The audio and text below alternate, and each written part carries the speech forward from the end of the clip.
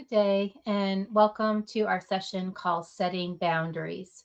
My name is Jackie Butt, and I'm a social worker in the position of Provincial Groups Coordinator with NL Health's Mental Health and Addictions Program. I'd like to welcome you to this session and thank you for setting aside the time to join me. This is a really important part of our mental health is taking time to learn about information and to gain tools to improve our mental health. So I'm really happy that you're setting aside this time and that you're interested in this topic. This session on setting boundaries is offered as a part of our Wellness Wednesday series, which is part of our NL Provincial Groups program. These sessions are offered live on Wednesday evenings from 6 to 8 Island time, but we also are making them available as recordings so you can watch them at your own pace and perhaps in the comfort of your own home or maybe with other people in a group setting, and you can come together and watch it as your own in your own way. So I would like to encourage you as you watch this session to feel free to pause and take a moment to reflect at any time that there's information that may be new to you, or if you want to think about how this information may be helpful for you in your own day-to-day life.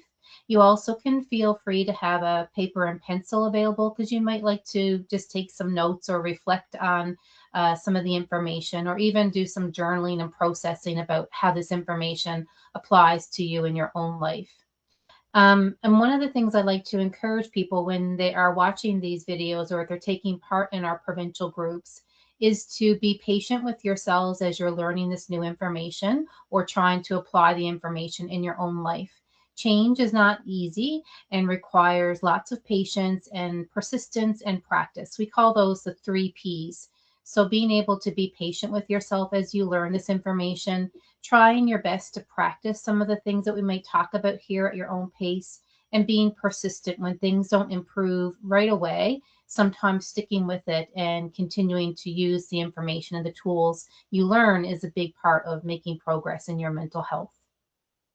So today's session, we're going to be talking about boundaries, and boundaries are a really important piece of mental health.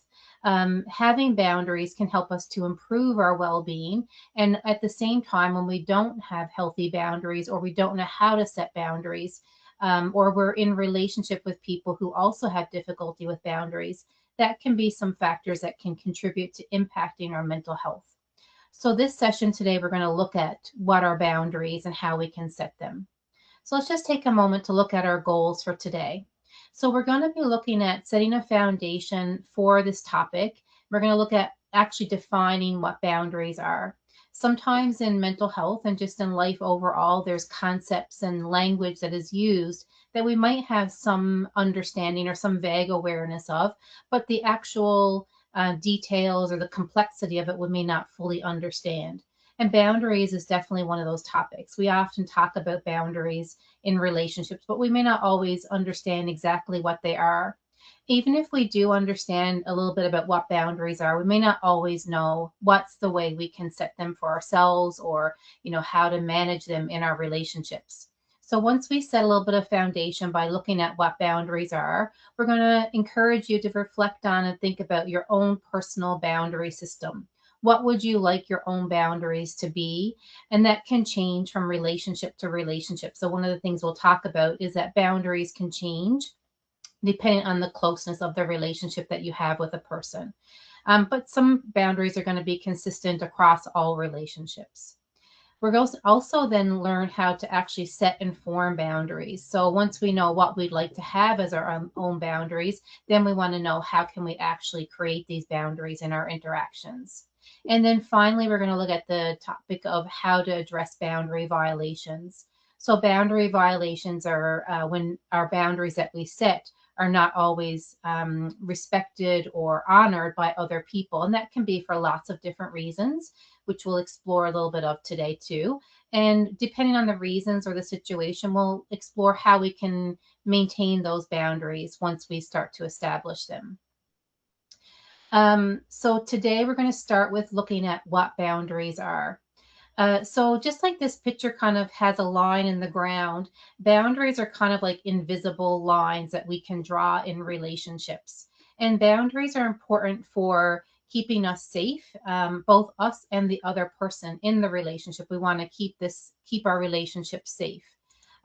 So boundaries are how we do that. So they're kind of like an invisible line or a limit, which helps us to separate ourselves from other people, not in any kind of harmful way or in a way that blocks other people. So we'll also talk about how sometimes we can have too rigid of a boundary, which is more like a wall that we can put up with other people.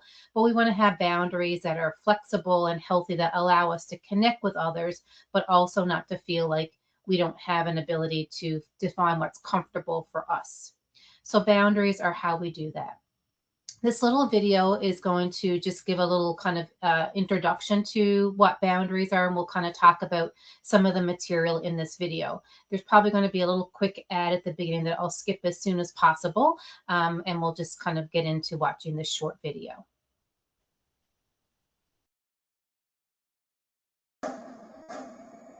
Here's the little ad that we'll skip. Here we go. Imagine you created a beautiful garden, but you notice people walking through the grass, littering, or even picking the flowers you've grown. So you put up a fence to mark what is your space, and you now decide who can come in through the gate. This is how we would protect our garden, and is also how we should protect ourselves, by setting boundaries. Boundaries are limits we set for ourselves within relationships, be they romantic, professional, friends, or family. You want to clearly see where you end and someone else begins. I describe boundaries like a roadmap of me showing you how best to have a relationship with me. It is me clearly expressing and communicating my values and preferences because I want you in my life. Some examples of boundaries are physical boundaries, what you are comfortable with in terms of your own space and your own body.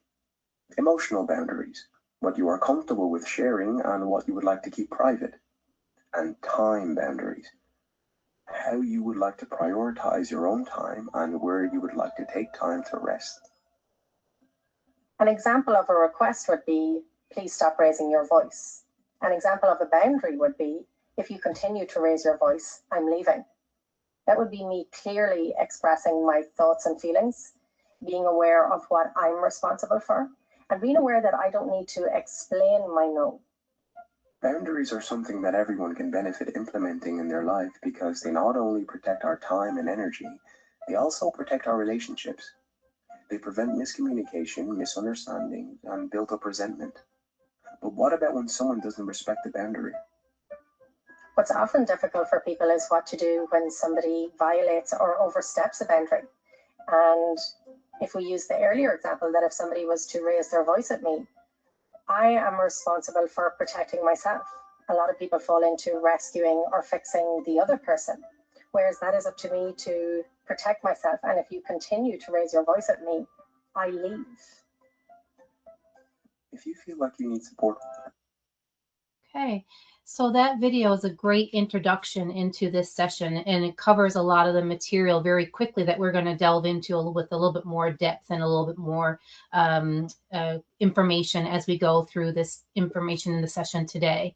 So one of the things I really like that she said that we're going to talk about more is that boundaries are about showing how we can have a relationship with someone else. We often think about boundaries in their most extreme form as really rigid and blocking people or setting limits with people in a really strong way. And it certainly can include that, but also boundaries are showing someone how they can be in a relationship with us and how they can have a healthy, positive, enjoyable relationship with us. So boundaries are guidelines, rules, or limits that a person creates to identify for themselves what is reasonable, safe, and permissible for other people to behave around them, and how they will respond when someone steps outside those limits. So again, like her example, if you yell at me, I'm going to leave. So it's not just saying, will you not yell at me, or please don't yell at me. It's like providing the response of how you're going to act if someone kind of disregards those boundaries. They are the lines we draw for ourselves based on our level of comfort around others. And we all have our own personal lines, but not everyone has the same boundaries. And this is a tricky piece of boundaries because one of the problems that people identify in setting boundaries is they feel like their boundaries should be obvious, or that they should have the ability to automatically expect others to have the same boundaries.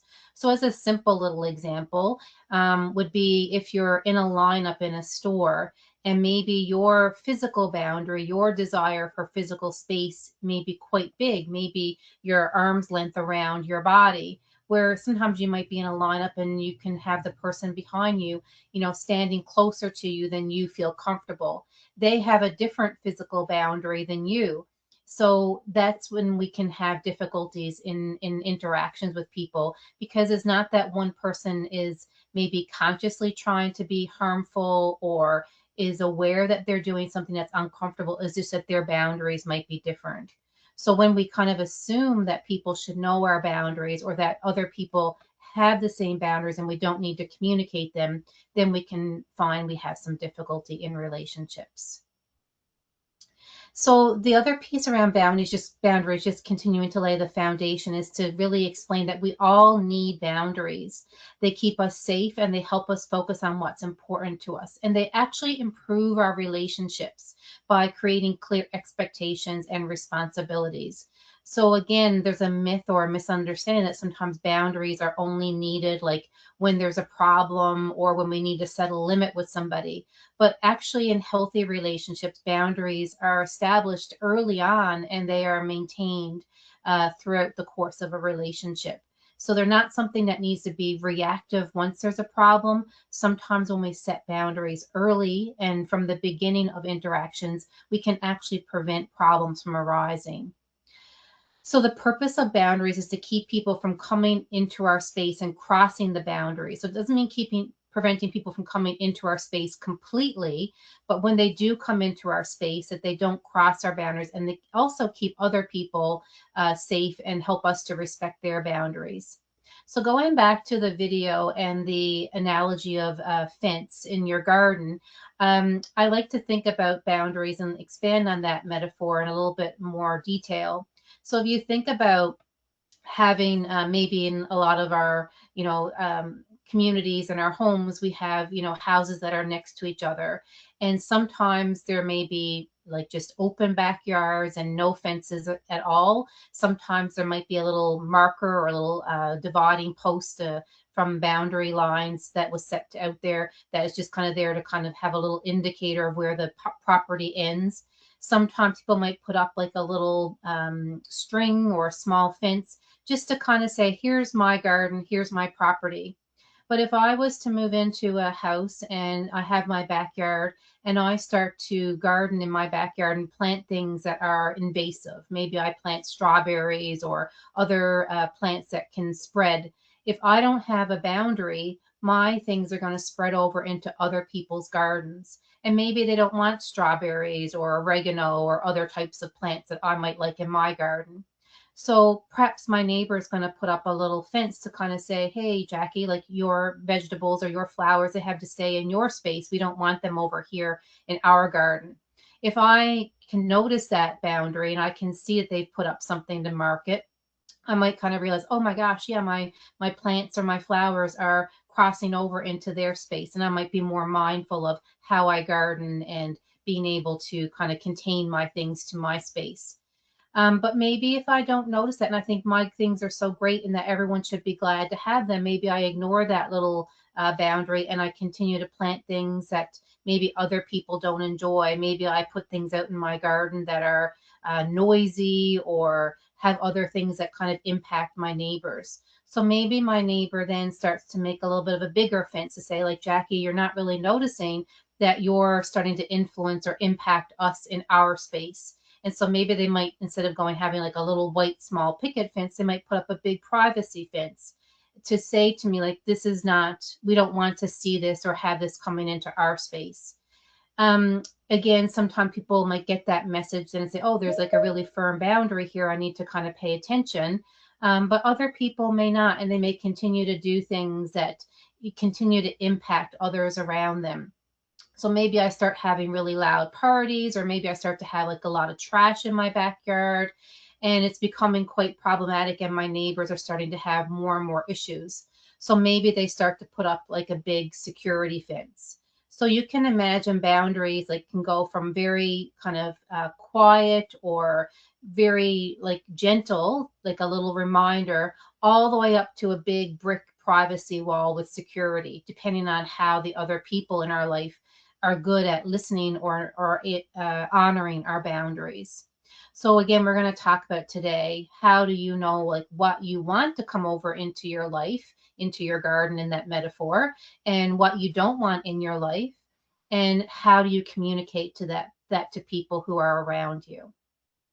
And so we have boundaries in all different types of relationships, from interactions with strangers, to our neighbors, to our friends, to our family, and even into our intimate partner relationships and our intimate family relationships. Basically, any interaction we have with another person, we're communicating boundaries in those interactions. So again, it's really important to identify that boundaries are essential for healthy relationships. They're not like, should I or shouldn't I, or do I need them or don't I? Boundaries are inherently present in healthy relationships. And we often see that in unhealthy relationships, they're either not present at all or they're not really established and honored. So we'll look at how to identify those dynamics. So just to explore a little bit about healthy and unhealthy relationships, so we can kind of understand how boundaries are interconnected. In a healthy relationship, there's open and calm communication. So that in and of itself might be a boundary that's set, is that, when you communicate, there's expectations around tone of voice, what's appropriate to say, what's not appropriate to say. In a healthy relationship, there's two individuals who interact, but they're separate individuals. They may have overlap and integration in parts of their life, but it's two whole people who are choosing to be in relationship together. And again, boundaries can help us with that. There's honesty and privacy coexisting in a healthy relationship. So there's an agreement that there would be no lies that would be harmful, but also people do have a right to some amount of privacy.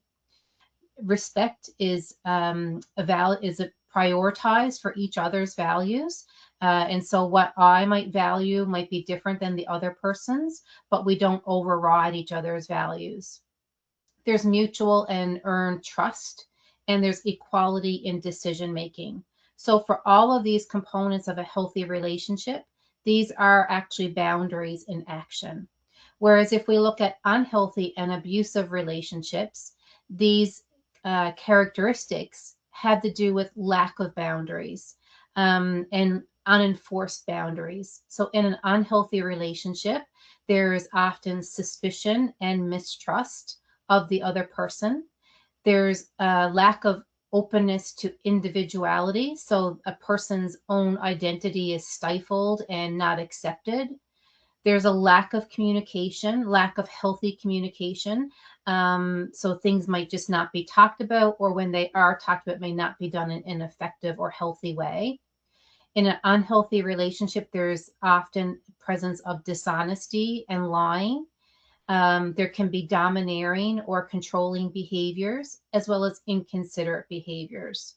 So, for example, if I say to someone in my life, I'm going to, meet you at 6 o'clock, and I don't show up till 6:30, then that would be unhealthy. If there's no reason for that, if it's just, I'm just not going to bother to show up on time.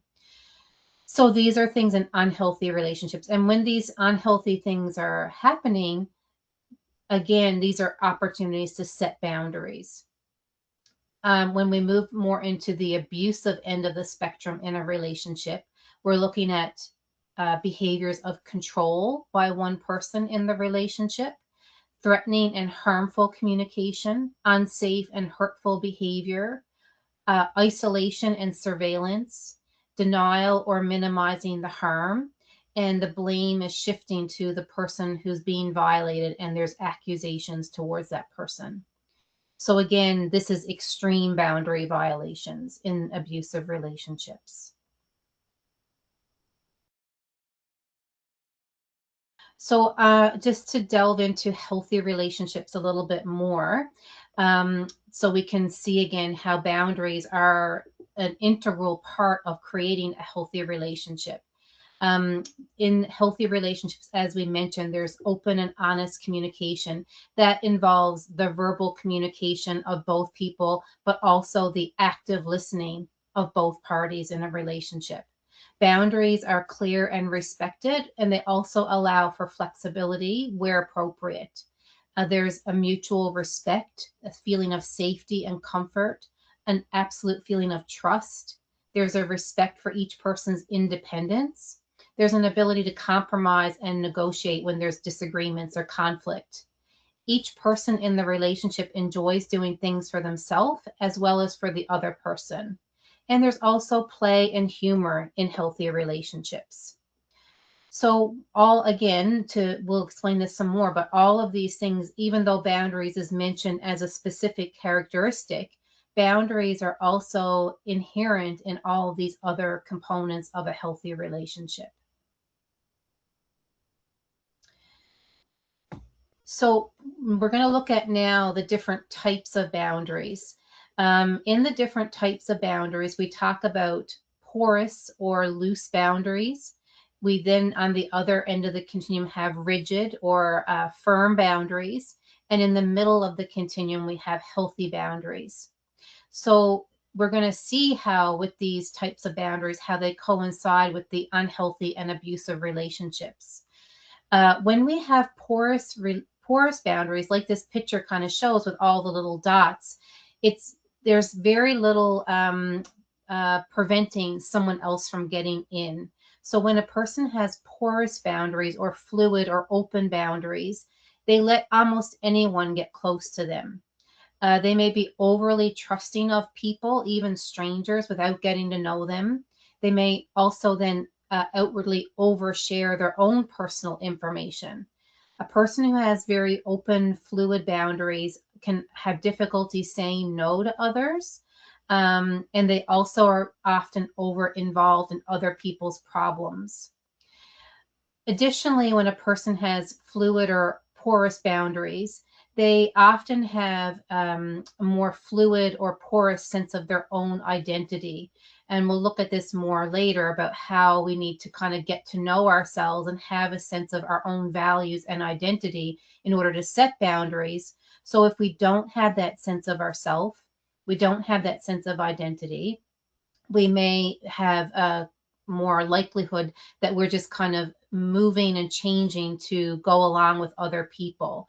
So sometimes people with porous boundaries are almost like a chameleon. They kind of change, not intentionally or not on purpose, but just because of that lack of sense of solid self. So they take on other people's opinions and interests. Sometimes this is done to avoid conflict. And other times it's just done because there is that lack of like solid sense of like, what do I believe? What is my opinion? So because of that, there's a difficulty asserting one's own values. And a person can communicate passively. So when we talk about communicating passively, that's a whole other area of mental health and skills is around assertive communication and just communication skills overall. We're going to talk a little bit about communication skills today because one of the ways that we set boundaries, well, there's two general ways and they kind of go hand in hand, is first to express them verbally and then to back them up with our actions. So if we have difficulty with assertive communication, we may communicate more passively, and then it's difficult to set boundaries. So that's when people's boundaries are very open and they have difficulty setting boundaries. On the other end of the continuum here on the right, we have rigid boundaries. So this is kind of the exact opposite of porous boundaries, where there's, like I mentioned earlier, that idea of a wall being up. So when a person has very rigid boundaries, they keep most people at a distance. It really can feel like there's a wall that you can't get through to connect to the person. A person with rigid boundaries is often very untrusting or suspicious with other people, and they're very guarded around their own personal information. Instead of saying yes or having difficulty saying no, People with rigid boundaries often say no as their first response to others. And they, opposite to the porous, who are overly involved, they people with rigid boundaries are often very detached from other people's problems, not wanting to get involved. Kind of saying it's not my business or it's not my problem. They also can ignore the opinions of others because they are not able or willing or ready to hear other people's opinions, to be able to see things from other perspectives. And they avoid conflict by pushing other people away. So there's a safety that comes from having rigid boundaries and being able to keep people at arm's length. When we have rigid boundaries, we often have very rigid personal values. So it's a little bit different than having healthy, strong values, in that we may be more inflexible around them. And so not really open to hearing, again, other people's opinions. And not that we have to change our values to have healthy relations, but we also can at least understand and see other people's values. But when we have rigid boundaries, we often have a very clear sense of like, it's between right and wrong, and we feel like our way is the right way and other people's are wrong. So to maintain these rigid boundaries, people may often communicate more aggressively. So not passive, not assertive, but more aggressive. And that may be part of how they also keep people at arm's length. It's important to understand that people with porous boundaries or rigid boundaries, so if you see yourself in either one of those, it's not about anything being wrong with you as a person or that you're a bad person. Often these types of boundaries are learned from our environment or learned from experiences in life. Sometimes if we've experienced trauma or abuse, that can affect the types of boundaries that we have learned or that we feel comfortable with. If we've repeatedly had boundary violations, we might feel like, I'm going to set a really firm boundary so nobody else can hurt me anymore. Or if we've had repeated boundary violations, we might have learned it doesn't really matter what I do, so I might as well just give in and go along to keep the peace. So there are reasons for people to have porous or rigid boundaries that are not about someone being bad or defective or wrong in any way in their character.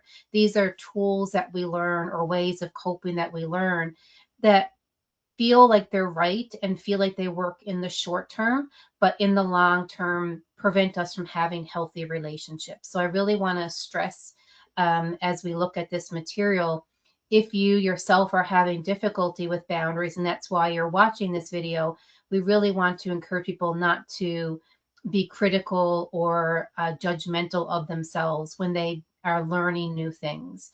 We all do the best that we can with what we have in our life. And one of the things we talk about in mental health is that we're doing the best that we can, and we can learn how to do better. So that's what these Wellness Wednesday sessions are about, are a way to provide us with tools so that we can learn better. And again, with what I said earlier about the patience, the persistence, and the practice. So over time, if you are in the porous boundaries or the rigid boundaries, with patience, persistence, and practice, you can move more to this middle category of the healthy boundaries. So let's just look at that for one moment. So when we have healthy boundaries, we can be selective about who we let in and who we keep out. So we're able to look at our own values. We're able to look at our own internal experiences to see what feels good for me, what feels right for me, what feels healthy for me. And we can allow in what feels good and healthy, and we can put up those fences and those boundaries around what does not feel healthy for us. So with healthy boundaries, we allow time to build trust with others. We let ourselves have time to get to know somebody, and we let them in over time. So if you picture a series of circles with you in the middle and then some circles going outward, when we meet people for the first time, they are in the outer edges, but they're strangers to us. So they don't get to come into our inner circle right away. Over time, and as people show us who they are, they may progress into closer and closer circles. And not everybody gets into our inner circle. And that doesn't mean there's anything wrong with those other people. It's just that we get to choose who gets to come into our closest circles. So within that, then too, we share our own personal information appropriately. So we're selective over what we say and how much we say to people, depending on where they are in those circles. And we're able to say no when we need to. We'll talk about saying no a little bit more later in this session. We can also support other people without being too involved. So again, we know where we end and they begin. We can have compassion and empathy and care for other people, but we can also be able to say, like, this is not mine to solve, or this is not my life, while we still can support other people.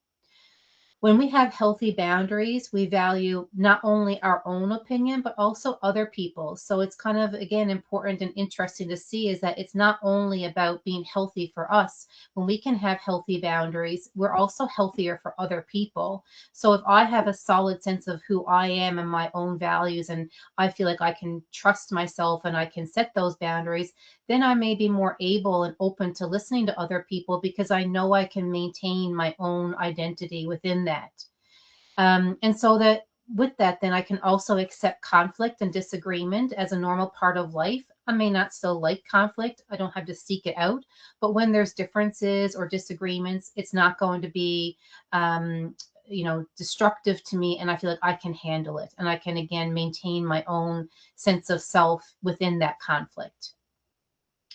As I mentioned already, we can stand by our personal values, but we can also then have some fluidity to adapt if we need to. So for example, again, back to that issue of time, I might say, oh, I don't really, it doesn't matter to me, like if I'm, 5 minutes late or a half hour late for things. Like my personal value is like not to stress over time. But maybe if I'm in a relationship with someone and they really prioritize and value being on time for things, or maybe even early for things, maybe I'm going to adapt my value or my response in that situation. Say, like, I know it causes this person a lot of stress if I'm late, and they really want me to be on time. So I'm going to be able to just make sure I prioritize being on time when I make plans with this person, because it's really important to them, and this relationship is really important to me. So I can, still say, like, oh, I'm more of a go with the flow kind of person, but I also can, be more aware of time and schedules if I need to be, and it's mattering to someone else in my life. And then the final piece around healthy boundaries is that I'm able to communicate assertively. So we'll talk about that. So the difference between porous, healthy, and rigid is also the continuum between passive, assertive, and aggressive communication. So I'm just going to encourage you to pause here for a moment if you're watching this, and just maybe reflect on your own boundaries and where you kind of think you are right now as you listen to this session. Maybe also think back to some of the other points covered in laying the foundation for what boundaries are, and if there's anything that stands out for you. If you think back to the couple of points I made around healthy and unhealthy relationships. See if you feel like you fit into whatever category you feel like fits for you, whether you have some of the unhealthy or even some of the abusive characteristics in any of your relationships. So just take a minute here to pause the video. If you have a piece of paper and a pencil nearby, you might want to just jot down some ideas and just do a little bit of reflection on where you're at with this material so far.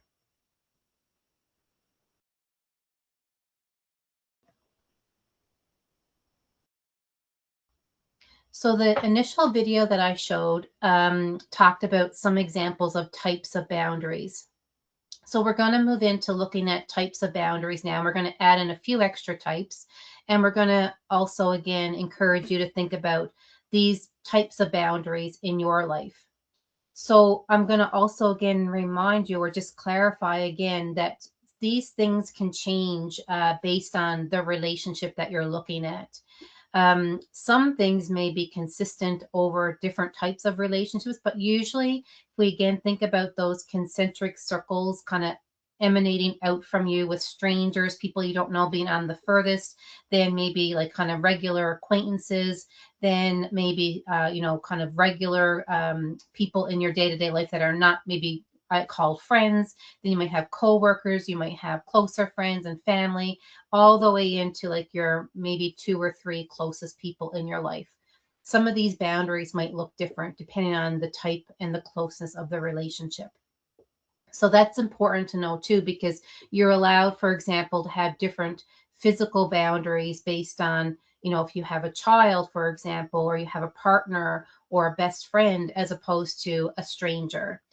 Those boundaries might look different, as will all the other ones. So we'll take a look through these now, and this can be really helpful because, again, sometimes when we think about boundaries, we don't really think about all the different ways that they can be created or how they can manifest. So this might be helpful to think about, there's not just one type of boundary, there's many, many types of boundaries. Often we think about the first one, the physical boundary, as one of the most common ones. So it is really important to acknowledge the awareness of physical boundaries. So it has to do with your personal space, your physical privacy, your body. And so your physical space or your personal space is a boundary you're allowed to set. So, for example, if I am someone who likes and welcomes and appreciates a hug, but I have a relationship with a friend who doesn't like hugs, then we have a difference in our physical boundary. One of the things we'll elaborate on, but I would like to say at this point too, is that when there are differences in boundaries, we often need to default to respecting the person who has the greater boundary. So in that example, if I like hugs and welcome hugs, but my friend doesn't like hugs, it's not okay for me to say, well, it's my boundary to give hugs, so your boundary is irrelevant. Because they have the greater boundary, the more rigid boundary, or the higher boundary, if we go back to the analogy of fences, my physical boundary is like just like a little spray line in the grass, where they have like, maybe waist high fence, then I don't have the right to violate that boundary for them. So I need to respect that one. And if they say, hey, Jackie, like I'm okay for a hug right now, then I can give them a hug. But if they don't express that, then I need to respect that. And so physical space, your personal space, is something that you can kind of pay attention to. Who are you okay with being in your personal space? Who are you okay with physical touch from? And I will also clarify here that even though I said, that sometimes it might vary as person gets in closer, it can also vary from time to time. So even in your most intimate relationships, you may be okay with physical touch, a hug, holding hands, any type of physical contact most of the time. But there could be times that you say, like, I don't want to be touched right now, or I need some space right now. So that is also important to be able to allow for yourself that. That goes back to the flexibility. In the healthy relationships, there's a flexibility that's allowed. So while I might say, for example, to a partner, yes, I like hugs, I like you sitting next to me, I like physical touch. If I say also, like, but right now I need space, that's really important to be honored again too. So the physical or any of the boundaries don't have to stay the same all the time. You're allowed to have your boundaries ebb and flow. But one of the ways that's important to establish that is through communication, again, which we'll talk about more. Another boundary we have is time. So, how much time we spend with someone or doing something. So, if you think about your relationships that you have, you may find that there's sometimes a disconnect between how much time you want to or are able to spend with some people and what they want or need from you. So, you can think about your own self, your time, and how you like to spend your time. So if someone says like, "Hey, let's hang out," and they're thinking they want to hang out for, the whole evening, but you only have an hour, you can set that boundary and say like, "Oh, I'd love to hang out, but I only have an hour this evening. Does that work for you?" So being able to be clear around that. The other thing is not only the time you spend with somebody, but the time you spend doing something. So if you have boundaries around, for example, between work and home life, it's sometimes really helpful and healthy to have clear boundaries that when work ends, and when family begins, then that's where the focus is. So being able to have those clear boundaries around time is important. And so I'll just also pause here for a second to say, as I'm going through this, you can either pause as I'm going through, or you can pause when we finish and really think about these things for yourself, because one of the things we'll talk about as well is that one of the most difficult things of setting boundaries is knowing what you want your boundaries to be. So sometimes we have not really thought about these things before. We may have noticed discomfort or unease in interactions with people, but not have really known that it was about our boundaries. So whether it's reflecting back on situations or now as you go forward in interactions, you might be able to kind of think about these concepts and be able to identify what's happening might be because a boundary has not been set or is not being honored. So just to kind of, again, encourage you to think about this for your own life and what this looks like for you, each one of these things. So the third type of boundary is our mental boundary. So this is a little bit tricky because this one's not so tangible. This is more of a intangible boundary. So what this means is we have the freedom to have our own thoughts, our own opinions, and our own values. So if you're in interactions where someone's telling you how to think or how you should act, or what you should appreciate or how you should live your life, then that's a mental boundary violation. Someone telling you who you should be and how you should think about things. So we want to be able to feel like we have a right to have our own opinions and have our own thoughts. So that's really a big part of relationships. The next one, again, is another intangible, which can trickle over into, for example, the time and the physical, but is our emotional boundary. So how emotionally available you are to others. Are you someone who, when the phone rings at 1 o'clock in the morning and a friend's in crisis, that you feel like you have to answer the phone and be awake for hours, even if you have to get up and work the next day? Do you feel like if you take time for yourself to take care of yourself, that you're doing something wrong? Those are examples of emotional boundaries. So being able to check in with yourself and say, how much do I have available emotionally to give to others, and how much am I giving to myself? And also in relationships, am I also allowing other people to be emotionally available to me if I need that? If I need emotional support myself, for example, am I able to ask for that from others? So again, these boundaries go both ways. Not just like, how you set them up for other people, but also how you let people in. The fifth type of boundary is material boundaries. So this one, again, is a little bit more concrete and tangible. So it has to do with our possessions, the things that we physically have. So it could include things like our money, our property, property meaning like, the possessions that we own, our clothes, could be that you have certain tools or equipment. So how freely you give or how comfortable you are in sharing that material stuff with other people.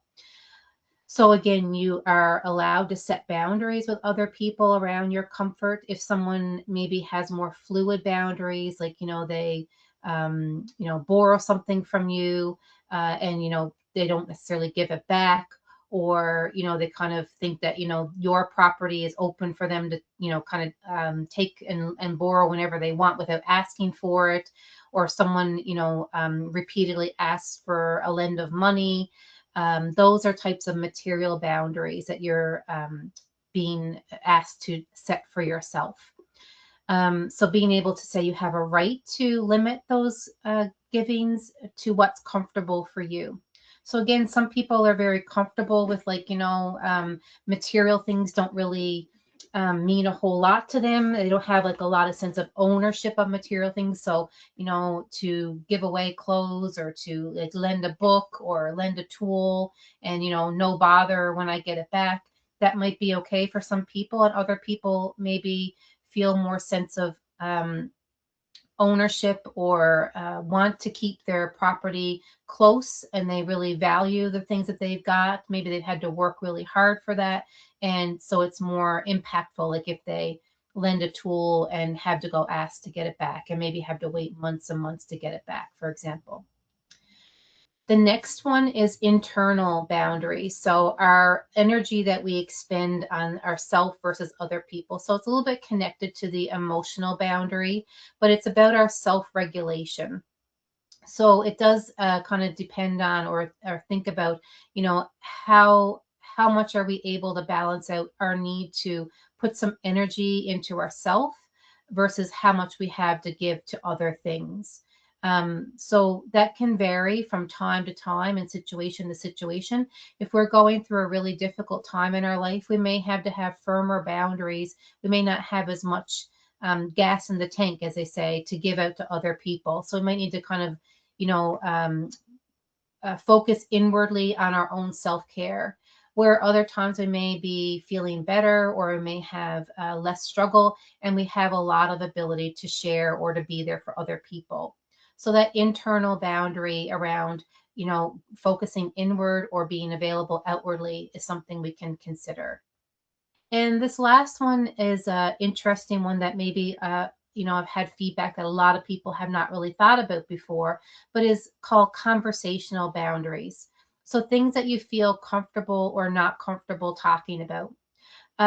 So I'll give an example of this one for me is that, you know, I'm a little bit squeamish and I'm not really someone who likes to kind of think about or visualize, you know, medical types of things. And so if people are having like descriptive conversations about, you know, maybe physical injuries or wounds or nursing care types of things, that usually kind of makes me a little bit uncomfortable. So I prefer not to hear like a lot of graphic details about any, you know, physical injuries or things like that.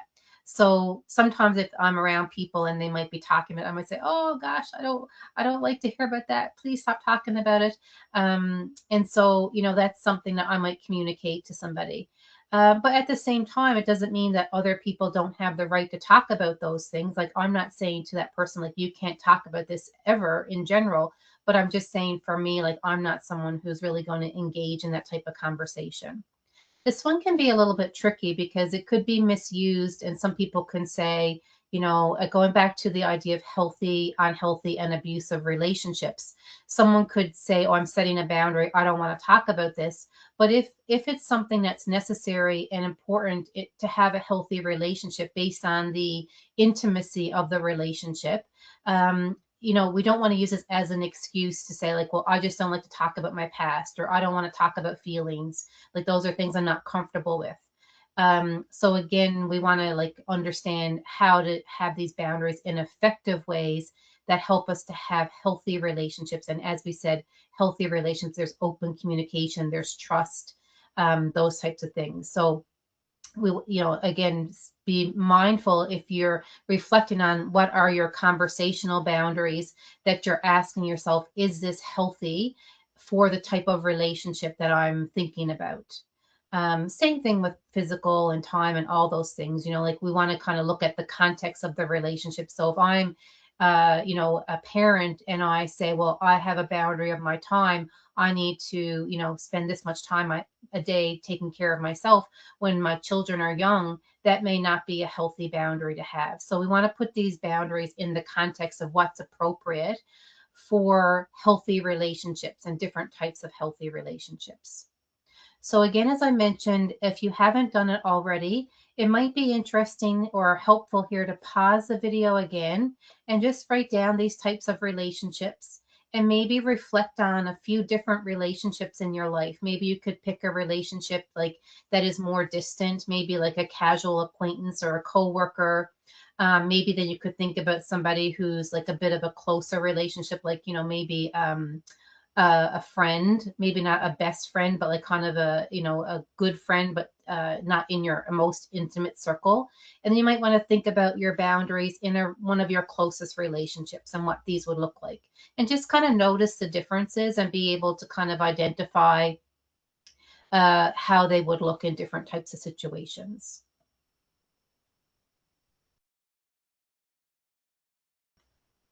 So these slides just elaborate, but I've kind of covered them all already. So I just do want to identify specifically, though, under the physical boundary, we do also have like more specific sexual boundaries. So we all have limits on what's safe and appropriate in terms of our sexual behaviors and our boundaries. And this involves communicating things that we're comfortable with or not comfortable with in an intimate situation. We all have a choice regarding who we interact with sexually and the extent of that interaction. And again, even if it's a relationship where there is intimacy, there is that type of physical connection, there's still a right to be able to have fluidity around that. So we're allowed to define what kind of intimacy we want, how often, when, and where, and with whom. So this is a really important physical boundary we want to honor.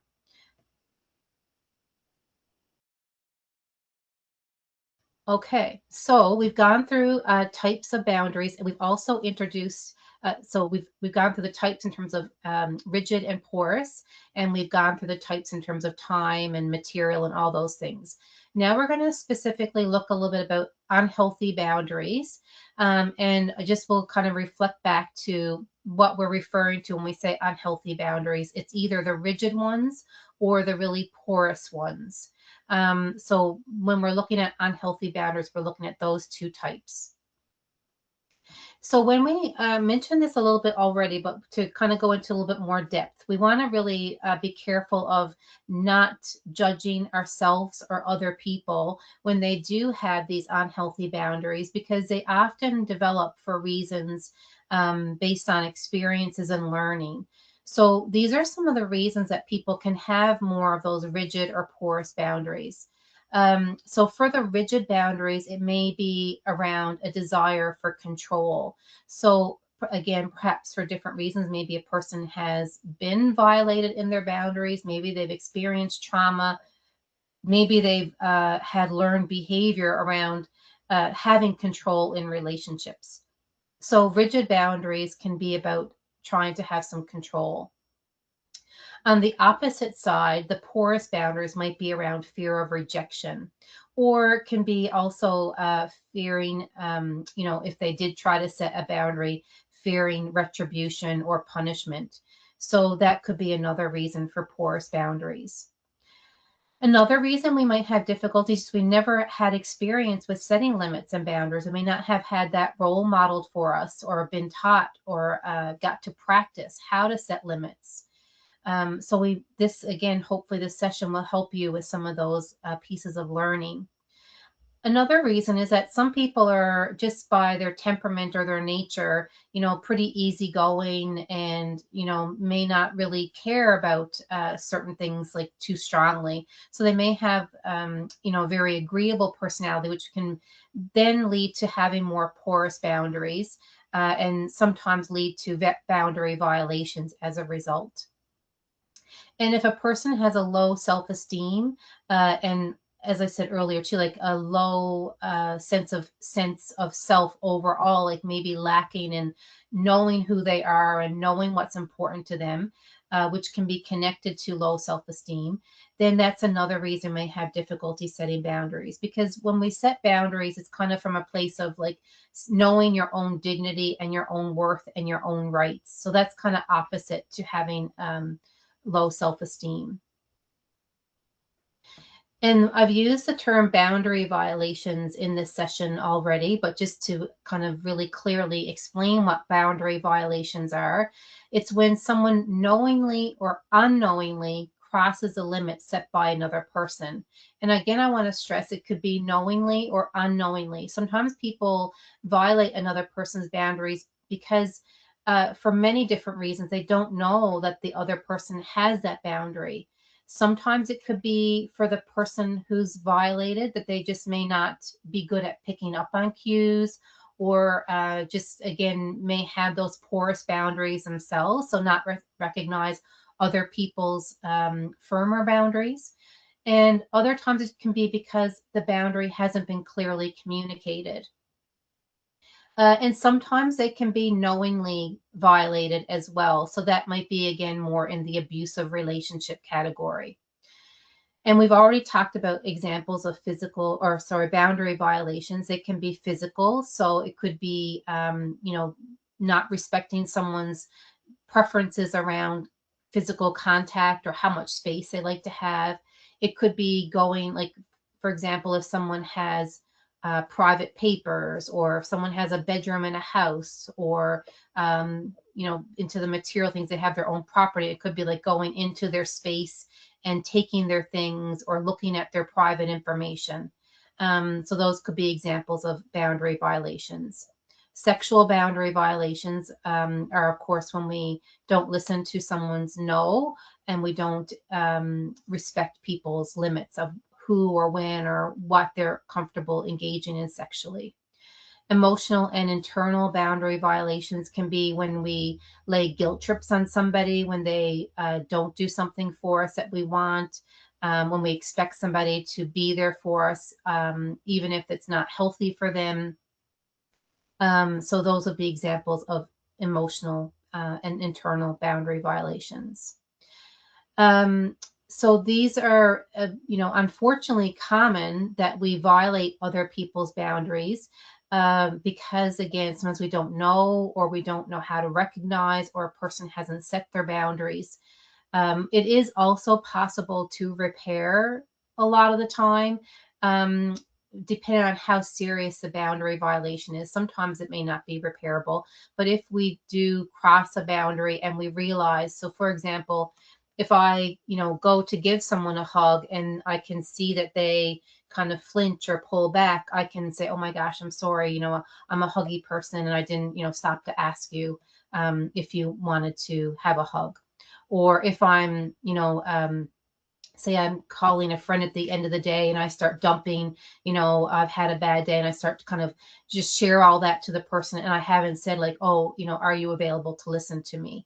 And then I realize, like, oh my gosh, they're not emotionally available, and I just like kind of spend 15 minutes just like kind of dumping on them. Then I can acknowledge, you know what, I just, I realized I didn't ask for if it was okay. I'm really sorry. I'll be more mindful of that in the future. So if we do violate a boundary, as soon as we realize it, we can address it and try to make amends. But we'll talk about too, like when there's repeated boundary violations, or the boundary violation is so significant that it may not be repairable, then there might be a need for an increased boundary with that person. So again, going back to what healthy boundaries are. So we're going to look at now moving into how do we actually set boundaries. So if we want to set a healthy boundary, we need to be clear about what our boundaries are. Our boundaries need to be appropriate for the relationship, for the context of the relationship that we're in. So again, our boundary that's appropriate for a stranger might be different for a boundary with a coworker versus a boundary with a close friend. Our healthy boundaries also need to be firm. So while again there can be flexibility in certain situations, like the example I gave with the time, like my time is more fluid and flexible, but my friend has more firm boundaries around time, I can be flexible with mine, but I also want to be firm when it's appropriate and necessary for me to be healthy. So we don't want to be kind of changing our boundaries repeatedly or constantly, because then they're not clear to other people. Our boundaries are also protective, again, of ourselves and of the other person. And they're protective of our identity and our values and the life we want to be creating for ourselves. Our boundaries are receptive to feedback and receptive to change if the situation warrants it. Our healthy boundaries are set by us, not by other people, but they also can be influenced by other things such as laws and policies. And again, as I mentioned, other people. Other people have the right to set their own boundaries, which we also need to respect. So there is like this negotiation and communication happening to kind of say, like, this, here's where I stand. Where do you stand? How do we navigate this if we're in different places? Where is the boundary that we're going to, agree to maintain? some of this stuff is done kind of naturally and unspoken, but that can be a little bit difficult and also can lead to problems if we think it's clear in that more unspoken realm, but it's actually not clear. So when it comes to setting boundaries, there's some challenges that we all may experience. Boundaries might sound straightforward to a degree, but they can be really, really challenging to establish in relationships. And it often takes courage and strength to set boundaries. Most people are not capable of guessing what another person's boundaries may be. But again, in relationships, we often assume that other people know what we want or what we need. And so we kind of think that implying it or um, stating it gently is enough, or that the other person should get it. And that doesn't always happen. It's not everyone is going to understand your boundaries or your reason for setting them. So this is another challenge, so that when you do set boundaries, not everybody's going to agree with your boundaries. Some people will actively disagree and push back on your boundaries. So if we're waiting for other people to agree with us before we set a boundary, that can be problematic. Another challenge is that if we don't set the boundaries, we can't expect them to be followed. So kind of tying back to the point that, we can't assume that other people know what our boundaries are or assume that other people have the same boundaries. If we don't set them clearly and consistently, then we cannot expect them to be followed all by everybody. Some people, again, who have more porous boundaries or have difficulty understanding boundaries may need consistent repetition and reinforcement of your boundaries. However, sometimes, no matter how much and how effective you are at communicating your boundaries, there are going to be people who don't honor them and who break your boundaries or violate your boundaries. So then another challenge in setting boundaries is, what do you do when people violate them? We're going to look at this now, which is the next point, is that you have to know your own boundaries before you can expect anyone else to follow them. And so sometimes how we find our own boundaries is through trial and error and time and curiosity for our own self.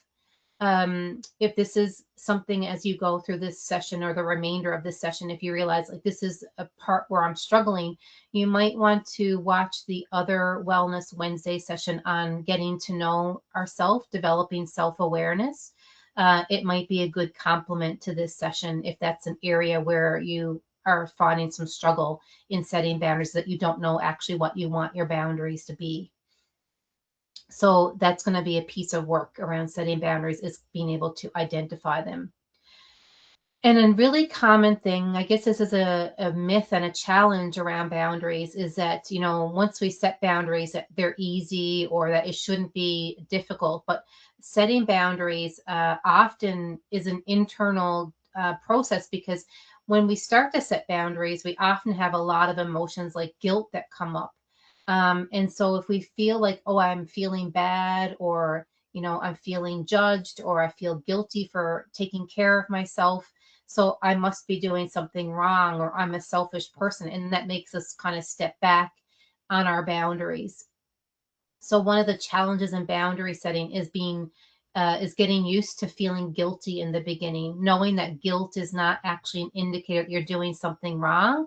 Sometimes feeling guilty is part of the growing process and the learning process, till you get to understand that you're not doing something wrong, and you can start to see the benefits and the positives of setting your boundaries. This is not for sure an exhaustive list of the challenges, but it's some of the key things that people often identify struggling with when they are learning and starting to set boundaries for themselves. So this little cartoon here kind of is a little lighthearted way to look at boundaries. So it says, what do you mean telling me no? It's your job to keep me pleased. So this is like when you've spent years people pleasing. Some folks think you're doing something wrong when you start setting boundaries, and you aren't. So this is kind of going back to that last point, that sometimes you may feel guilty if you've been in the more porous category of setting boundaries, and you start to set limits with people and you start to say no, you can expect that you're going to get some pushback from those people because they're used to you being there for them and doing things to support them. So if you start saying like, no, I'm not free on Friday night to help you move, or no, I can't lend you $20, or actually I can't, let you borrow my jean jacket because I need to wear it. Some people are going to not be happy about that. And this again is a huge challenge when people are learning to set boundaries, because that does not feel good when people are mad at you or people are, reacting to you setting boundaries. It would be so great and so easy if you just were able to start setting boundaries and people be like, oh, great. Like, I'm so glad you're setting a limit, or I'm so glad you're saying no to me. But that's not often what happens. So you need to maybe do some work to prepare for the feedback and the responses you're going to get from people. We'll look at that as well. So those are some things to consider in just the initial kind of thinking about what do healthy boundaries look like. Now we're going to look at how to actually set healthy boundaries. So we're going to look at some concrete tools and skills that you can use, and a little bit about how you can start to identify what boundaries you want to set. So to start out this, we're going to look at just a few phrases. And this is one of the things that can be helpful when it comes to setting boundaries, is a little bit of preparation and rehearsal. So some of that can be in your mind, like visualizing, role playing mentally what you'd like to do differently. So once you start to identify what you'd like for your boundaries around time, physical space, material things, your internal boundaries, your conversational boundaries, once you start to identify what you would like to have your boundaries be in the relationships in your life, then you might want to start doing some preparation or rehearsal for how to change and set your boundaries. One of the pieces that can be helpful with rehearsal is by having some phrases that you practice that are kind of there in your back pocket when you need it. So just like an actor can learn their lines, it is actually okay for us to rehearse and practice and have some of those go-to phrases that we can use.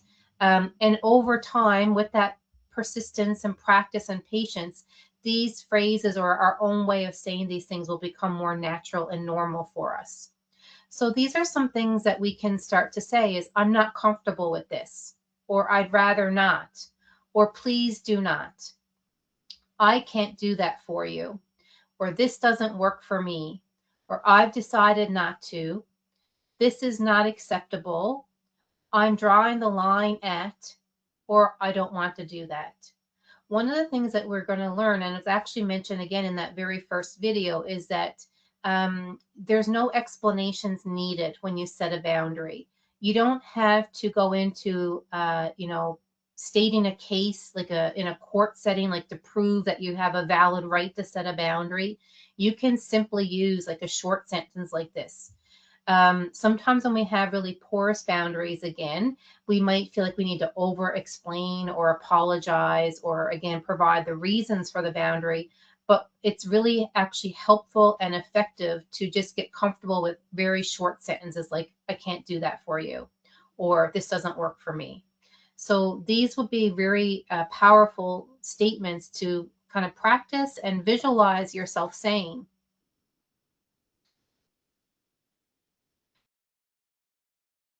A little video here now just to look at a definition of boundaries with. And boundaries, I'm going to be honest with you, are not my forte.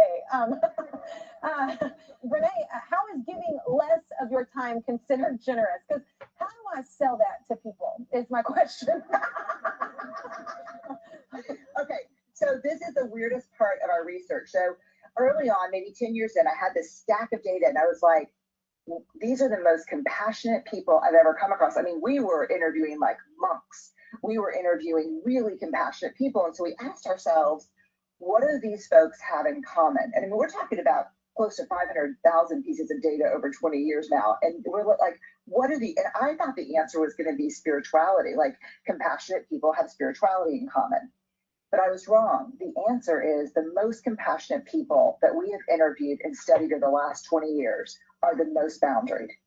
And so what I've learned is that boundaries are not, as someone who studies vulnerability, I would say boundaries are not a wall or a moat around your heart. They are the path to self-respect. Boundaries are saying that I choose self-love and self-respect over what you think of me or the possibility of disappointing you. And how this ties to generosity in the research is really interesting. And here's the thing.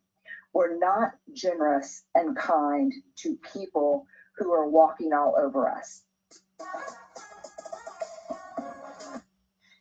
Okay, so I didn't get to set up that video. I started before I was ready for it. So just to backtrack for a second. So that video is interviewing, or the main speaker in that video is Brené Brown. If you're not familiar with Brené Brown, she has a number of books out that are related to mental health topics. And she's done research on various parts of mental health and wellness, things like compassion, self-care, and boundaries, of course, in this topic. So when we're looking at establishing boundaries, the reason that video is in there is to kind of, again, look at why it's important to set boundaries, and the kind of help us overcome any of those barriers that we might have around feeling bad about it, or that we're being selfish or we're being harsh, and showing that, again, healthy boundaries actually improve our relationships. So again, to move into how do we establish those boundaries. So we've already mentioned these things in passing, and we'll go into them in more detail now, but just to quickly review and set the stage for this next piece of it, is that when we set boundaries, first we have to identify what we want to have as our personal boundaries. And then the next thing is that we communicate these boundaries verbally to the people involved. And then the third thing, which sometimes happens at the same time or may happen after, depending on if we need to have more backup for our boundaries, we then also are prepared to communicate these boundaries by our actions. Some people fall into difficulty in that they stop at number 2, so they might express their boundary to other people, but then when the boundary gets violated, they don't do anything about it. So then the boundary is not really being honored. And so unfortunately, sometimes the actions are required and necessary to really communicate, not just with our words, but with our actions, that we are serious about the boundary that we're setting. And so again, it's our responsibility to establish and enforce our own boundaries, and we need to tell others what our boundaries are. We can't assume that they're going to know, and we want to plan ahead and prepare what we'd like to say. So in terms of the first one, knowing what we want, or knowing what boundaries we want to set, there's some things that we can look at that are tips for identifying. So again, we can watch the other video on getting to know ourselves and developing self-awareness. And we're also going to go through a few things here that are going to help us maybe start to identify that. So the first one is to know what we want in a relationship. Now, these slides, these tips we're going to go through are very, they're covered in a couple of slides, but they're actually a lot of reflection here. So you might want to stop again after these slides and just do some writing. So there's some questions here that would be really helpful to reflect on to help you begin to see what it is that you're going to want to set for boundaries. So no matter what the relationship that you have, it's hard to get your needs met if you don't know what your needs are. So being able to reflect on your values and your beliefs is an important place to start. So some of these questions are, what traits do I like to see in other relationships? So if you look at relationships around you, ones that you admire or you respect or you would like to have yourself, what are the traits that you're seeing in those relationships? So are you seeing, for example, a person putting effort in to the other person when they're having a bad day? Are you seeing someone who's, able to communicate how they feel? So what are the things you like in other relationships? On the flip side, what are behaviors that bother you? So do you not like somebody when they're being late? Do you not like somebody letting you know if they're upset with you? Do you not like it if somebody says they're going to do something and then they don't follow through what they said? What are things that bother you in interactions or in people? And then overall, what qualities do you admire in other people? What are things that you respect or you really like? So you think about the people you like the most. What is it that you like about them? Another thing you can think about is what material items matter the most to me and why. So, for example, do you value your car? Do you value um, a piece of jewelry that was left to you by your grandmother? Do you value, your shoe collection? Like, what is it that matters to you the most? How do you like to spend your time? So, if you think about in the run of a day or the run of the week, or even like, through months, like what are things that are important to you to be doing and what makes you feel fulfilled?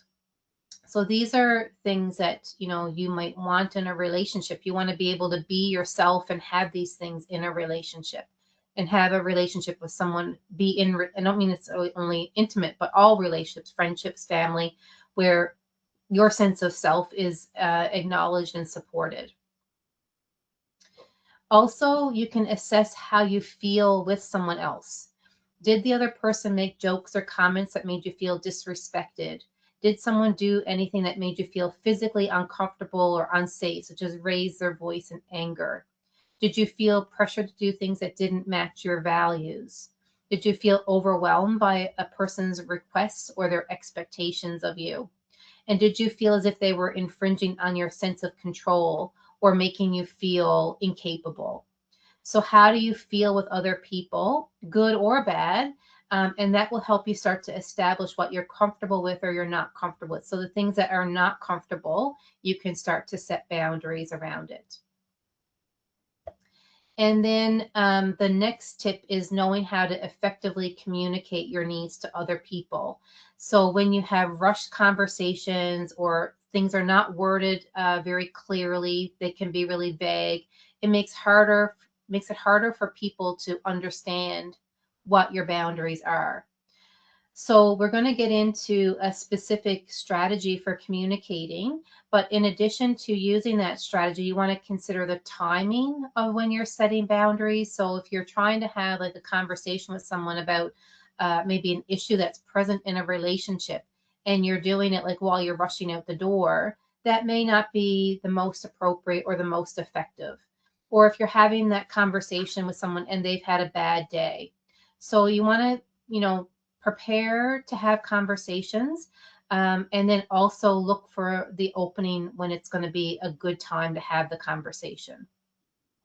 We're going to look at the delivery and how we actually say it in more detail, but overall, we want to be careful that we're not attacking or blaming other people. So when we're saying you statements, which is like you do this or you don't do that, often it causes the other person to get defensive immediately, even if we don't mean it that way. So being able to say, I'm feeling this way, or here's something that would make me feel really comfortable or make me feel, more supported. I would really appreciate this.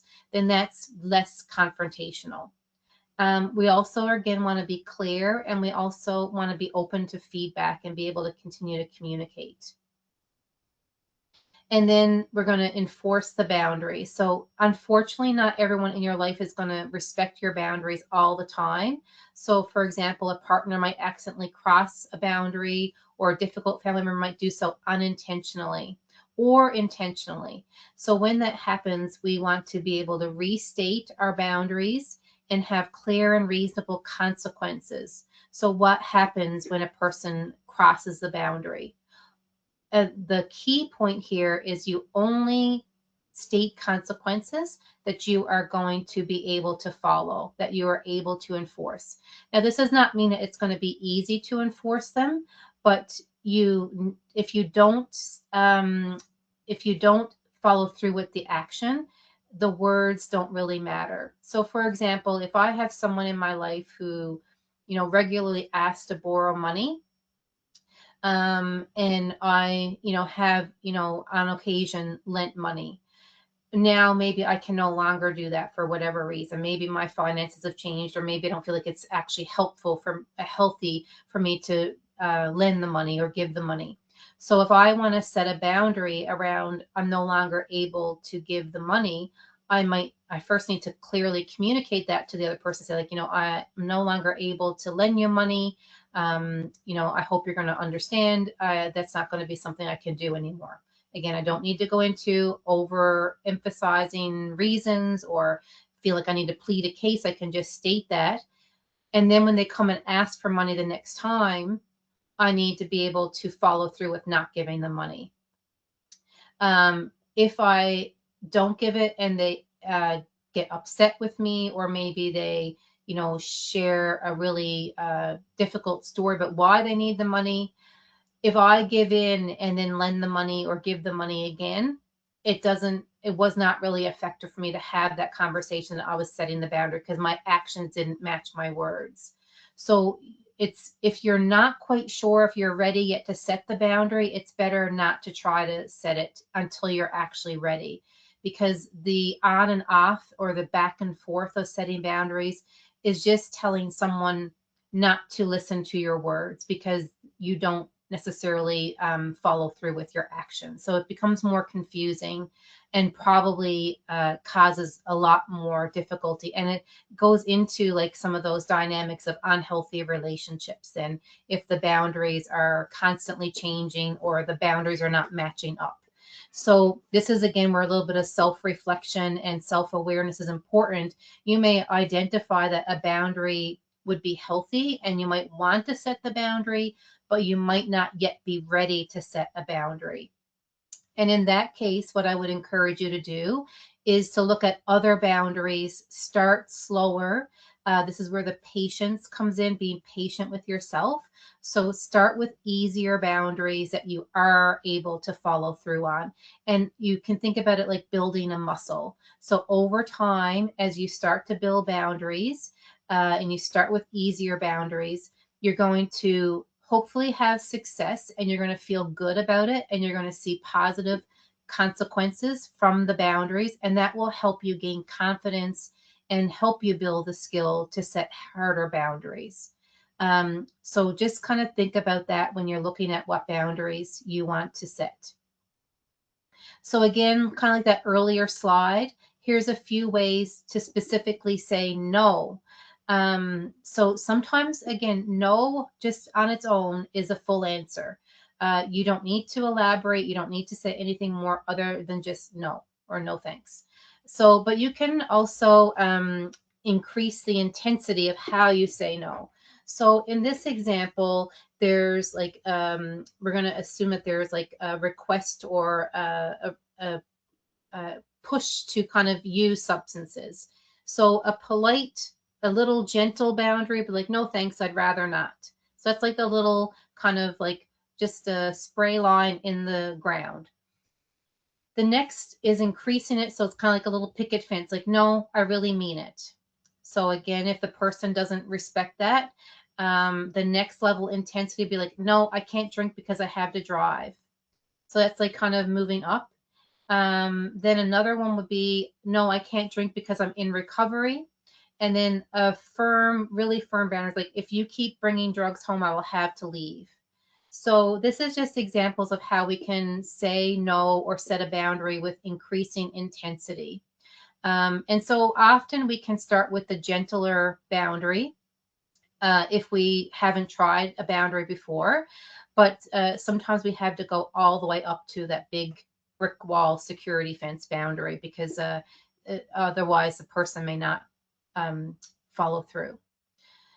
So again, I'm not comfortable with this. I'd rather not. Please do not. I can't do that for you. This doesn't work for me. I've decided not to. This is not acceptable. I'm drawing the line at. I don't want to do that. So these are, again, a review of some of those phrases that we can put in our back pocket to have prepared and ready to go.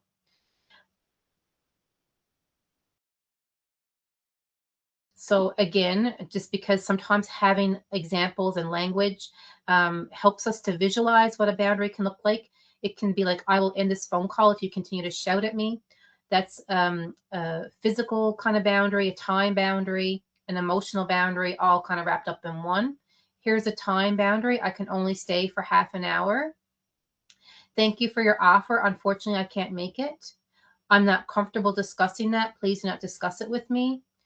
I'll need time to think about it. I'll come back to you. That's a really helpful one to have, especially if you are used to like the porous or the rigid boundaries. Like you might have an automatic default to say yes or no automatically. So sometimes like just allowing yourself to have a pause. So say, can I get back to you about that? This is a time boundary. I don't respond to work emails at the weekend. Another example is I'm not comfortable with that. If you do it again, I will have to leave. So it's kind of giving the behavior that's going to be the consequence. And another one is I respect your opinion, but this is my life and my decision. So as many practices or phrases you have in your toolbox, you may be more prepared when a situation comes up that you want to set a boundary. We've already talked about earlier in the porous and the rigid and the healthy boundaries, this idea of passive, assertive, and aggressive communication. So now we're going to move into looking at what does assertive communication look like. So when you assertively communicate, you stand up for your own rights without infringing on the rights of others. So if you were infringing on the rights of others, that will be more aggressive. It's like, I matter and you don't matter. My needs are more important than yours. Assertive people, on the other hand, though, feel that they can control themselves and understand that they are not in control of others. They can speak calmly and clearly. They can listen actively and understand other people's points of view. They have good eye contact, good nonverbal communication overall. They can create a respectful environment for other people. They value themselves and their time and their needs, and they feel confident and have a high self-esteem. Now, this last point about feeling confident and having a high self-esteem, sometimes we can grow into that by acting assertively. So even if we don't feel that way right now, just by engaging in assertive communication, healthy boundaries, we actually can improve our self-esteem. So it's kind of like, to act as if, and you will grow into that over time. So you don't need to wait till you have a good self-esteem. You don't have to wait till you have like a full sense of identity and sense of self. You can start working with where you're at right now and what you know right now, and then it will actually get better over time. Okay. So when we look at passive, aggressive, and assertive communication, we're not going to go through all of these points here now, but I do want to just look at a few and again tie them back to the boundaries. So we've kind of already talked about passive communication, porous boundaries. There's often a lot of apologies and the voice is soft and tentative. Whereas in the aggressive or the rigid boundaries, there's more of attacking or loud voice. When there's passive communication, our nonverbal, so our body is kind of like often looking down or away.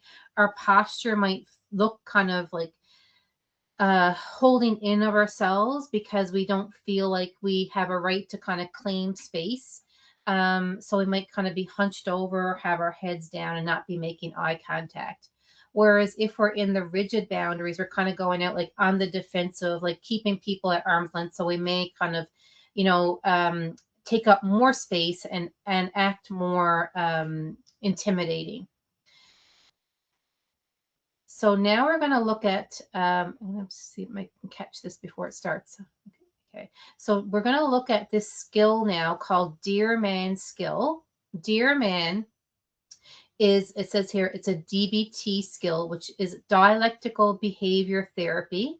It doesn't really matter, just in case people are like into these things or aware of these things. Dialectical behavior therapy is a therapeutic approach that has a lot of skills around supporting mental health. So many of our Wellness Wednesdays videos and our provincial groups incorporate DBT into them. And some of these skills, or all these skills actually, are really helpful for everybody. Like they're skills for everyone to use to support wellness. Dear Man, as you'll see from this video, each of the letters in Dear Man stands for a step in assertive communication. So I'm just going to play this video and then we'll look at it, because this skill is the skill you can use to communicate your boundaries verbally. And then once you communicate them verbally, as you'll see even in this video, there's also a setup for the consequence if the boundary is not respected. So this is a really, really great, useful thing to follow step by step if you're not sure how to communicate boundaries.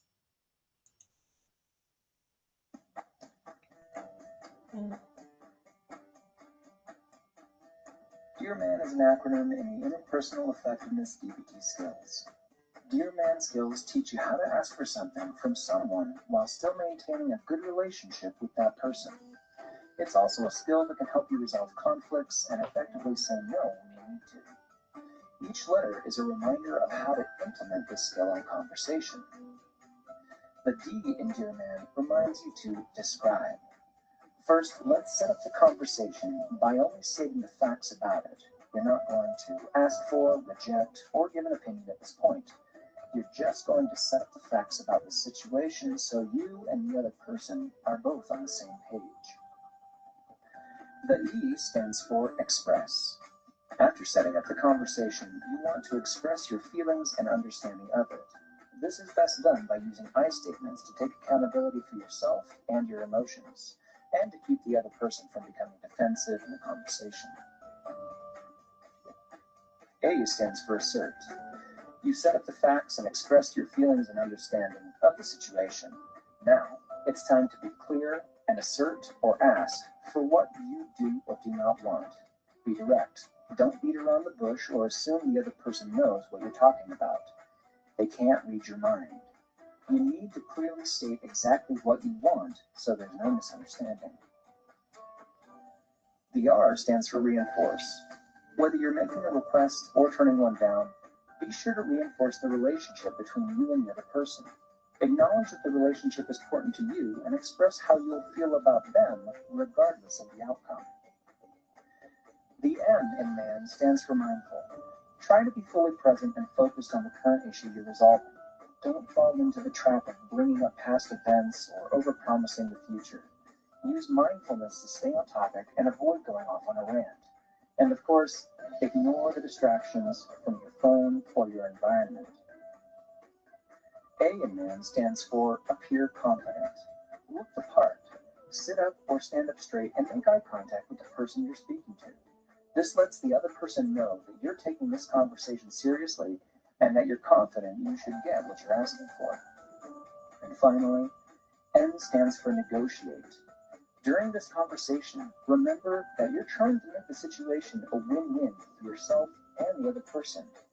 Make your offer more appealing if the other person is not on board with the outcome. Using the Dear Man DBT skill can feel a bit awkward at first, but keep practicing. It'll be worth the effort to learn how to resolve conflicts and ask for things in a way that keeps a good relationship between you and those you love. Okay, so that was a very quick go through of the Dear Man skill.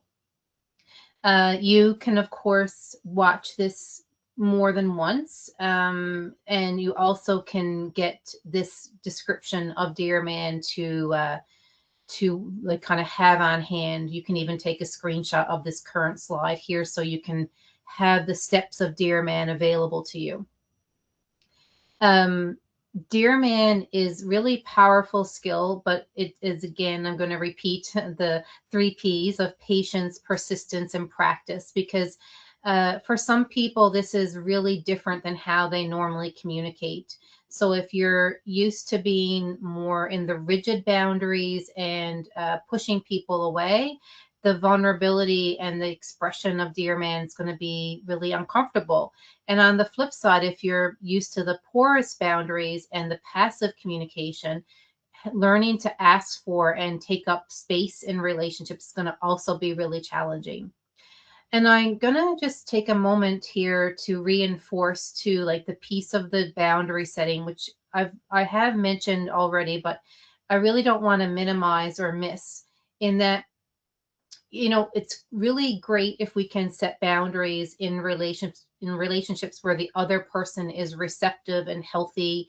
And, you know, once we say kind of our boundary, they're like, oh my gosh, no problem.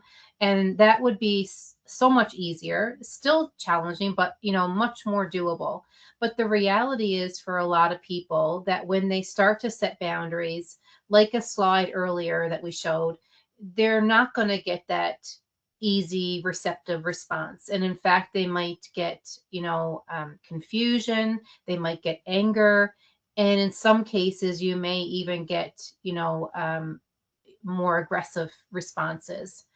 So if anybody is watching this video and you're in relationships, or the relationship that you're thinking about is bordering on the unhealthy or into the abusive end of the spectrum, you do want to be careful in setting boundaries, or have maybe realistic expectations around what's going to be possible. So, for sure, if you're in an abusive relationship, boundary setting is not going to be a miracle fix for things. This use of Dear Man may not actually be effective. You may be more helpful to start looking at the physical boundaries and the time boundaries, and, you know, having the goal to have the other person respect your boundaries may not be realistic. So I do want to just caution that Dear Man is not going to be appropriate in all boundary setting situations, because if you're in an abusive interaction, the other person is not likely to respect you setting a boundary. So you want to be safe and careful. Yeah, so if that's the case, you may not be looking at asserting or asking for what you need. You may be looking at more, how do you protect yourself and how do you limit the violations that are happening more by your actions. So I hope that that makes sense, and I would encourage you again to reflect. Sometimes, so I think maybe what way we can think about it is that there's going to be some relationships where you think about, you know, the support you're going to get for being healthy, and you think, okay, this person here is going to be totally receptive to me. Like, you know, my own insecurities or my own wounds are what's preventing me from setting a boundary here. The other person themselves is not trying to violate my boundaries. So those are the places that are really best to start practicing, where you're going to get some support. Then you might have some relationships that are on the fence, like that you're not quite sure if the person is going to be able to meet you in this newer, healthier place.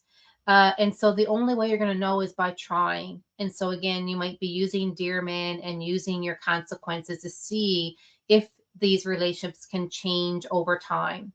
And there's going to be some relationships where there is more of unhealthy, abusive dynamic, where the boundaries are going to be different around setting limits, and in some extreme cases, like having little to no contact, or being very careful about when and where you have contact with another person. So just kind of evaluating and thinking about that as you're looking at setting boundaries. So when I think about setting boundaries, I kind of think about a metaphor of, like, you know, being in a dance with another person. So if you are used to dancing with somebody, and you have, you know, if you look at a lot of us have seen, like, you know, at a local dance or a wedding, or, you know, an older couple, and they get out on the dance floor and they're just kind of moving all around doing a waltz, and they kind of know exactly how they're moving together. When we're in a relationship with somebody over time, we kind of have our own dance that we do with them. Like, they say that, we do that, we know what to expect, and we know what's going to happen. So then if we say, oh, hey, this is not working for me, like, it doesn't work for me to drop everything when you're in crisis and be there all the time. I can't do that anymore. We're changing the dance. We're changing the patterns in a relationship that the other person's come to expect. So if we're out on that dance floor and we're used to doing the waltz, and all of a sudden the waltz is hurting me, maybe I don't want to do the waltz anymore. I want to do the tango instead, or I want to do, I don't know, cha-cha. I'm not good at all the dances, but so I want to do a different dance. It's gonna surprise the other person. So, it'd be good if we give them a heads up and say, hey, this is not working for me. I'd like to try something different. And then it's a bit about allowing a certain amount of time to let the other person catch up with you and change, that they can get used to this new way of interacting. So again, like just kind of paying attention to, is the resistance or is the lack of follow through on the boundary because the other person is just still learning, or is it that they're not respecting my boundary? And so again, if they're not respecting boundary, you might have to escalate the intensity of how you're setting the boundary or putting those consequences in place. So here's how we set the boundary. Here's how we communicate the boundary. We use Dear Man. So I'm just going to go through this again a little bit slower and use an example so we can illustrate how we would do this in action.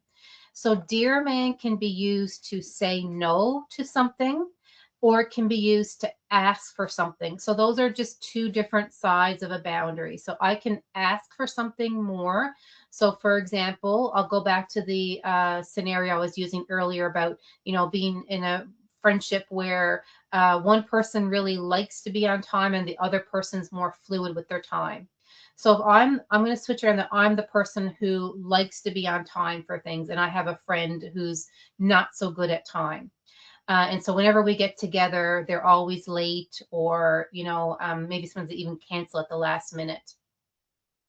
So if I want to ask for what I need, I want to ask for the person to start to show up on time and to honor the commitment of the plans that we make. So I can ask for that, or I can say no to setting a time to go with them, because I can say, like, it doesn't work when we set a time because it's difficult for you to show up on time. So we're going to ask for what we need in the situation. So when we use D for describe, we're describing the current situation and we're sticking to the facts. Often what happens when we're trying to address something with another person is that we tend to go into a lot of detailed history and storytelling, and we might talk for 5 or 10 minutes, like setting up the problem. And again, what happens when we do that is that we lose the other person. They become defensive, or they don't even know what is the point we're trying to make because we're bringing in so many different things all at once. So in my scenario, I'm going to say to my friend, hey, I noticed that, the last 3 times we got together, we made plans to meet up at a certain time, and each time you were at least 15 minutes late. That's it. That's all I'm going to say. I'm not going to go into anything else about where we were or what was happening at that point. Just going to state the facts that they were at least 15 minutes late. In the E, I'm going to express my feelings and opinions about the situation, because we don't want to assume, again, what I said earlier, we don't want to assume the other person knows how we feel or what we're experiencing. It's again a trap that we fall into in relationships, where we think that because we're feeling it so much, it's obvious to the other person. So we don't want to make those assumptions. So in this scenario, I'm going to say, I feel really anxious when you're late, and I feel like our time together is not important to you. Again, I'm going to stop. I'm not saying you are inconsiderate or you don't care about me. I'm saying I feel that I'm anxious and that I feel like you don't care about me or our relationship. Then A is for assert, where I'm going to specifically ask for what I want, or if I was going to say no to something, I just would say no to it. So I'm going to say, I would like, if when we make plans in the future, if you can only make plans with me if you know you can arrive on time. That's my request. And then the reinforce is telling the person the positive that's going to come. And I'm going to say to the person in this situation, it would make me feel so much more enjoyable for us to get together, and I'm going to feel so much more relaxed, and I'm going to really like value our friendship and our time together a lot more. So that's reinforcing what the other person's going to get from the situation. So those 4 steps are the most important part. What sometimes happens when we do those 4 steps is the other person's going to start to say, well, you know, sometimes I can't be on time. They're going to, because the traffic is really bad, or I never can know what's going on at the run of a day. So sometimes I think I'm going to be able to get there, but then things come at the last minute. Or they're going to say things like, well, I don't know why it's such a big deal for you to be on time. It's no big deal if you got to wait 15 minutes. My point is the other person will often start to rationalize or defend or make excuses for the situation. Or they might even turn the tables and say, well, you know what, I'm not the only one that's late. You were late at that time we went to the movie. Maybe 1 out of 6 times I might have been late, and they're going to bring that up because they're trying to deflect or get away from the point. So when this happens, we're going to move into the man part of this skill. So the M stands for being a broken record and ignoring attacks. So it's really staying focused on the current situation and not kind of taking the bait to get distracted. So if the person says, I have all kinds of stuff going on in my life, I never know what's going to happen, I can say, yeah, I really understand that your life is busy. And I'm just asking that when we make plans that you can prioritize making it on time. Then they might go into another thing like, yes, I really understand that. And I'm really still wanting to know if you can make that commitment to get together on time when we make plans, because I really feel, anxious when I'm waiting for you. I don't know if you're going to show up. So I'm just repeating the same things over and over and over again. And I might say, I can hear you have another point and we can talk about that later, but can we please stick to this issue right now?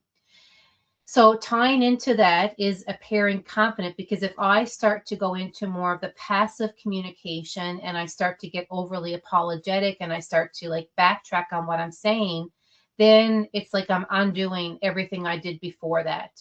So you want to stick with your statements. You want to feel like you're justified in what you're asking for, because most likely you will have planned this out in advance, and you feel like your request is valid.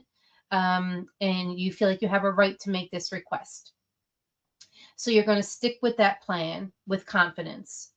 The last part, though, is negotiate. So if the person says, I will do my best, but sometimes if the day is really unexpectedly busy, what about if I call you earlier than we're getting together and let you know I'm running a bit behind schedule?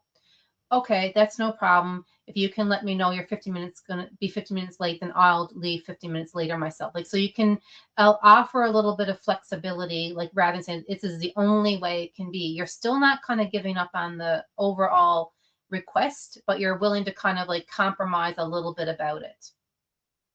So negotiating is a piece of it. If the other person can't agree, then you can say, well, what do you think we can do? So turn the tables and say, what, it's really important to me that when we make a plan, I find it really important to honor that commitment that we make, and I really show up. So what do you think we can do if it's hard for you to stick with the plan? And see if they have any suggestions, if they have any ideas. So rather than you being the only one that comes up with solutions, you can ask them for their contribution too. So this, again, the Dear Man, is how we verbalize our boundaries, especially if we're making a change in a boundary or we're setting a boundary that hasn't been there, or making a change in the relationship from what has been there before. This is a really helpful thing to use. So I'm going to encourage you to somehow write down these steps, or come back and watch this video, or you can just Google on YouTube Dear Man, and there's that video and other videos just to help you continue to see it, but to practice this tool to communicate. It is, again, helpful to prepare and practice it in advance. Lots of times when we want to set a new boundary, it's an established pattern that there's been an issue that we're trying to change. So you can role play, you can write this out in advance. If you have a supportive person, if you can say, can I practice this with you?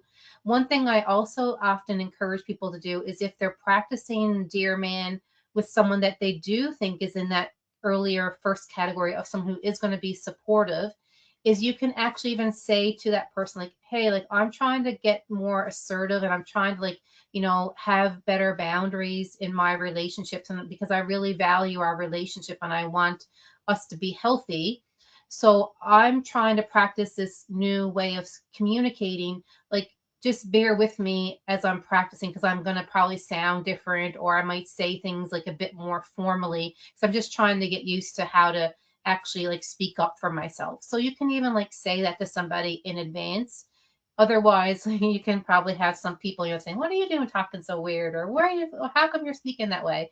And that can kind of like knock us off our confidence. So if you do have those supportive people in your life, that's sometimes helpful just to give them a heads up, like, I'm trying to practice this, and can you just like help me out here and like give me some support as I'm practicing. All right, so that kind of brings us to the end of the session. There's another video that's available, but we're not going to show that one here. So I'm going to actually just go to this slide on resources.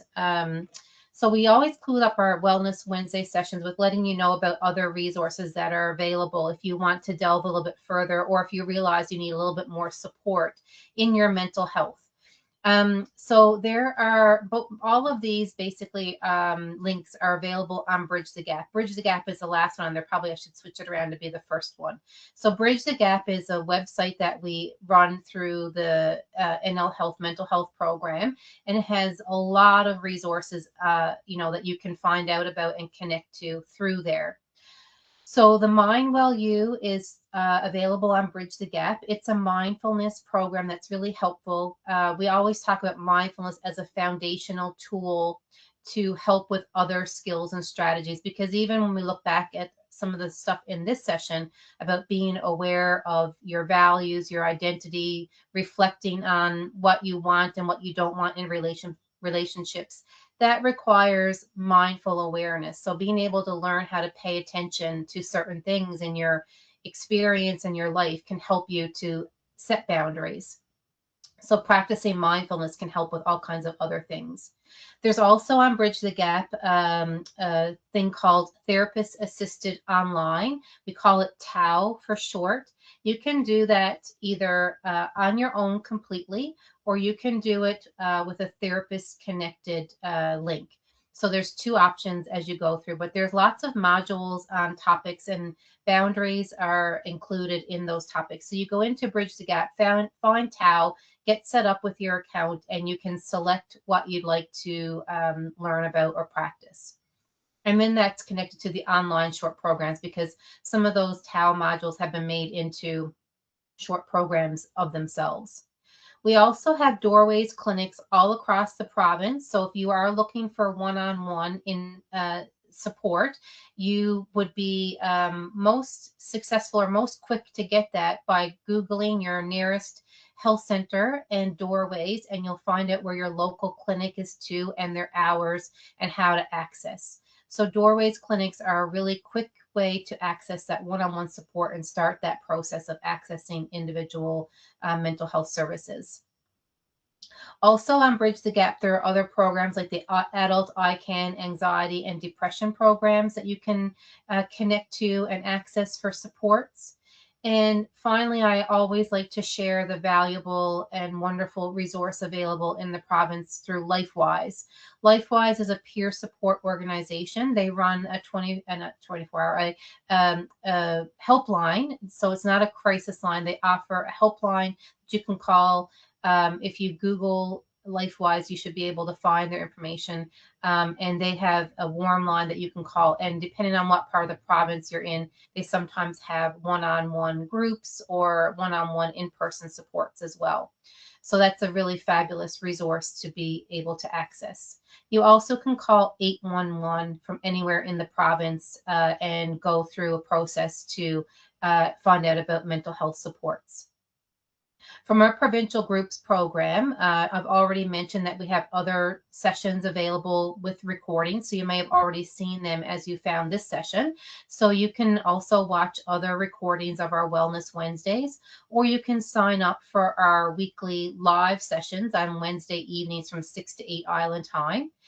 We also have a variety of other group-based therapies that are available. We have a mental health drop-in group, and we have also structured treatment groups such as anxiety treatment and mental health skills treatment. So we have a number of groups that are available to anybody in the province because they're offered virtually. They're live groups that you would attend for a certain number of weeks. So you can also find our provincial groups page on Bridge the Gap. I hope that you found this session helpful, and I'm going to clue up by encouraging you to reflect on the material that was covered and think about how this fits for your own life. If you want to go back and re-watch any parts, you're welcome to do that, of course. But I'm going to encourage you to be patient with yourself as you make changes around your boundaries, because it can be very complex and challenging, but it is also possible. So with that, as you're making changes, be persistent. Don't give up when it's a struggle. Don't give up because that guilt comes in or because other people push back on your boundaries. Be persistent and practice. You're not going to be able to be an expert or be perfect at this overnight. So the practice with the patience is going to pay off in the long run. Remember that analogy, like it's like building a muscle. So the more you strengthen that muscle and the more you can use boundaries, the more effective you're going to be and the more confident you're going to become. It's going to improve your self-esteem. It's going to improve the quality of your relationships over time. So I wish you all the best as you move forward in practicing those things, and look forward to you possibly accessing some of the other videos to see if they will help you in your day-to-day coping.